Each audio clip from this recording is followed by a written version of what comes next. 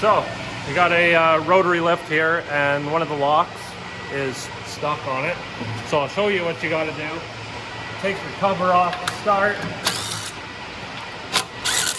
This lift has been around for a while, so your cover may look different, but inside of here, there's a pneumatic locking system. And this piston here pushes on a linkage. And you can see the arm that's inside of there that moves. That arm ends up locking into these slots that go up on the arm here, or on the post. So what happens is you get a lot of rust that builds up in there, dirt and grime, and it gets in between a bunch of the pieces and then ends up binding. So in this case, those washers were all rusted together.